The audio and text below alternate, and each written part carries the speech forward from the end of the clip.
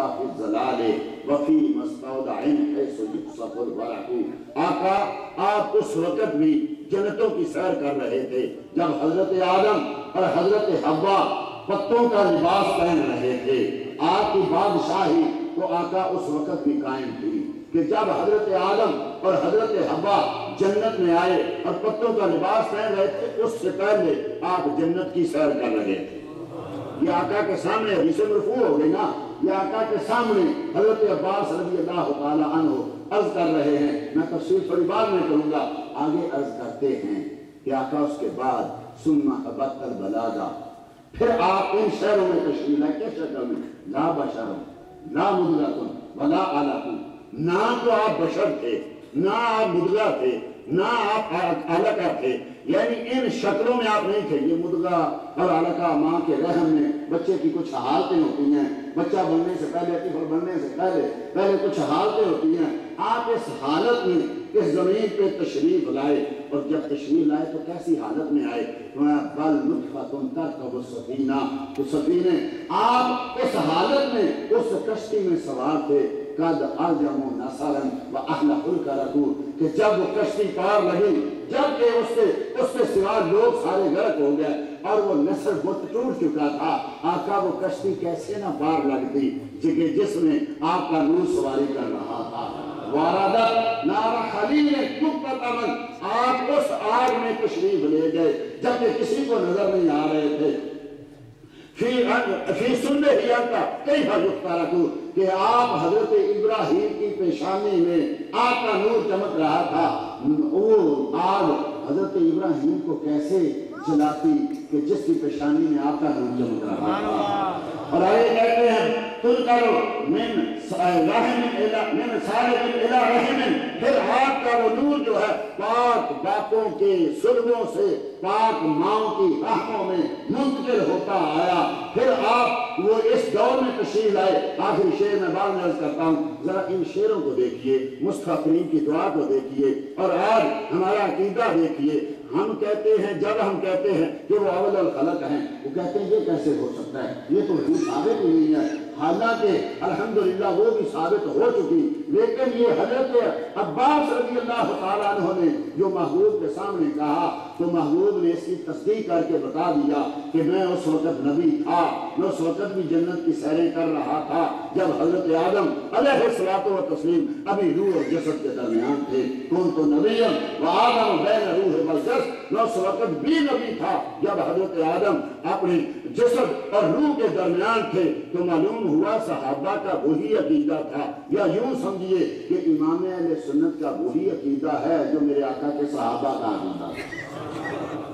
پھر آج وہ کہتے ہیں دیکھو جی یہ وسیلہ جائز نہیں ہے، وسیلے کے بغیر دعا کرنی چاہیے، کیا ہماری اللہ سنتا نہیں ہے؟ نہیں یار، یہ تو دیکھو کہ جہاں ابراہیم خلیل اللہ، جہاں نوح نجی اللہ جیسے نبی وہ جہنم میں گیا جو ان سے مستغنی ہوا، ہے خلیل اللہ کو حاجت رسول اللہ کی، وہاں تو اللہ کا خلیل انہی کے وسیلوں سے پار اتر رہا ہے، آگ سے نکل رہا ہے، اور اللہ کا نجی انہی کے وسیلوں سے جن کی کشتی پار لگ رہی ہے۔ تو ذرا غور و فکر تو کیجئے کہ صحابہ اکرام رضی اللہ تعالیٰ عنہ ذکر کرنا اور ولادت منانا، ساری دنیا کی سیرتیں شروع ہوتی ہیں جب پیدا ہوتے ہیں، لیکن ہمارے آقا تو وہ ہیں سیرت اس وقت شروع ہو گئی جب کچھ بھی نہیں تھا۔ ابھی حضرت آدم بھی نہیں تھے، میرے آقا کی سیرت شروع ہو چکی ہے، انبیاء ذکر کر رہے ہیں، رب کریم ذکر کر رہا ہے، فرشتے ذکر کر رہے ہیں۔ جب پیدا ہوئے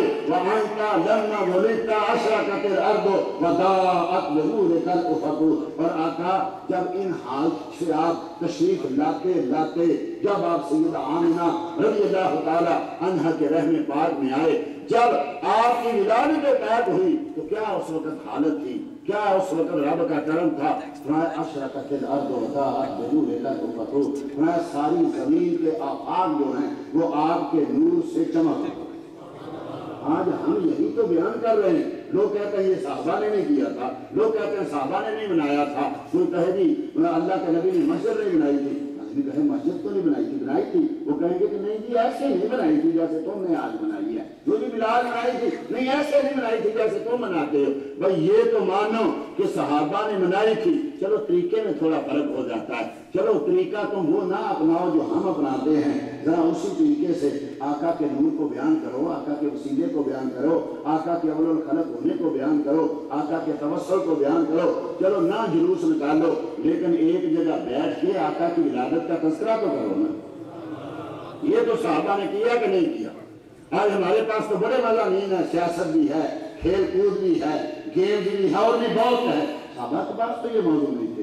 صحابہ تو جب بیٹھتے رب کا کلام پڑھتے یا مصطفیٰ کا ذکر کیا کرتے تھے، ان کے پاس اور کیا موضوع تھا؟ صحابہ جب بھی بیٹھتے آقا کریم صلی اللہ تعالیٰ علیہ وسلم کی تعریفیں کرتے، اور جو شخص میرے آقا کی ولادت کا ذکر کرتا ہے یقیناً اس میں سیدہ آمنہ کا ذکر ہوتا ہے، اس میں سیدہ حلیمہ کا ذکر ہوتا ہے، اس میں میرے آقا کی ولادت کا ذکر ہوتا ہے، وہ دودھ پینے کا ذکر ہوتا ہے، بچپن کا ذکر ہوتا ہے۔ ذرا یہ ذکر کیا جائے تو آقا کتنے خوش ہوتے ہیں۔ سنیے گا اس روایت کو بھی امام خطیب بغدادی نے 7ویں جلد جو ہے تاریخ بغداد کی 7ویں جلد میں، اور امام ابن عساکر میں یعنی تاریخ کی جلد نمبر 2 میں اور 59 میں، دونوں جگہ یہ حدیث جو ہے اس طریقے سے موجود ہے کہ حضرت سیدہ، اور اسی طریقے سے امام ابو نعیم نے جلد نمبر 2 حلیۃ الاولیاء نے اس حدیث کو نقل کیا کہ حضرت عائشہ کہتی ہیں میں آقا کی بارگاہ میں تھی، میں چرخہ کاٹ رہی تھی کہ آقا کریم اپنی نالین پاک کو درست فرما رہے تھے۔ قربان جو اس آقا کے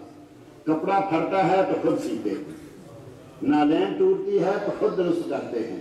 آج تھوڑی سی دولت دے دیا آدمی کہاں سے کہاں چلا جاتا ہے، لیکن اللہ اکبر وہ دونوں جہانوں کا دولہا اپنے کام خود کرتا ہے۔ حضرت عائشہ کہتی ہیں اچانک میری نظر اٹھی، اچانک میں نے مصطفیٰ کریم کی پیشانی کو دیکھا کہ مصطفیٰ کریم کی پیشانی پہ پسینہ آیا ہوا، اور پسینے کا قطرہ جو ہے نا کبھی وہ سلوٹ کے اوپر جاتا ہے، کبھی سلوٹ کے دونوں سلوٹوں کے درمیان جاتا ہے، پھر اگلی سلوٹ پہ جاتا ہے۔ کہتی ہیں فرائیت ہو فبہیت ہو، میں نے دیکھا میں مبہوت ہو گئی، میری آنکھیں کھلی کی کھلی رہ گئیں۔ فنظر الی رسول اللہ صلی اللہ علیہ وسلم، آقا نے اچانک میری طرف نظر کرم فرمائی اور مجھے پوچھا عائشہ کیا ہوا؟ فبہیت تو بالکل مبہوت ہو گئی، تجھے ہوا کیا؟ تو حضرت عائشہ کہتی ہے اللہ کی قسم آقا لو رعاک ابو کبیر الحزلی، اگر ابو کبیر الحزلی آپ کو دیکھتا تو وہ سمجھ جاتا کہ اس کے اس شعر کا مطلب صرف آپ ہو سکتے ہیں۔ میرا کہنا ہے ما قال ابو کبیر الحزلی، اے عائشہ کیا کہا ابو کبیر نے؟ تو حضرت عائشہ اللہ اکبر، حضرت عائشہ کہتی ہیں آقا اس نے اپنے محبوب کے بارے میں کہا، لیکن میں کہتی ہوں یہ اس کا مصداق صرف آپ ہو سکتے ہیں۔ آپ میرے آقا نے خوش ہو، عائشہ کیا کہا؟ ابو کبیر الحزلی نے کیا کہا؟ تو عائشہ کہتی ہیں رضی اللہ تعالیٰ عنہ کہ ابو کبیر اپنے محبوب کے بارے میں کہا وَمُبَرَّمْ مِنْ كُلِّ غُبَّرِ حَيْدَةٍ وَفَسَادِ مُرْضِعَةٍ مُبْجِيلِ، کہ میرا محبوب جو ہے وہ ماں کے خون حیض سے پاک پیدا ہوا۔ اب دیکھیے دنیا میں کوئی اور بھی شخص ہوگا کہ جو ماں کے خون حیض سے پاک پیدا ہوا، جب بھی بچہ پیدا ہوتا ہے اس کے ناف ہوتی ہے، ناف کے ذریعے ماں کا خون حیض جو ہے وہ اس کی خوراک بنتا ہے، لیکن میرے آقا نے ارشاد کرامت عند ربی، میرے رب کے نزدیک امام ابو نعیم نے اس کو نقل کیا، میرے رب کے نزدیک میری یہ بھی ایک عزت ہے، میری یہ بھی ایک شان ہے، انی ولدت مختونا ومسرورا ومکحولا، میں پیدا ہوا تو جب میں پیدا ہوا تو ناف بریدہ پیدا ہوا تھا، میں پیدا ہوا تو ختنہ شدہ پیدا ہوا تھا، میں آیا تو غسل کر کے آیا تھا، میں پیدا ہوا تو سرما لگا کے آیا۔ سبحان اللہ۔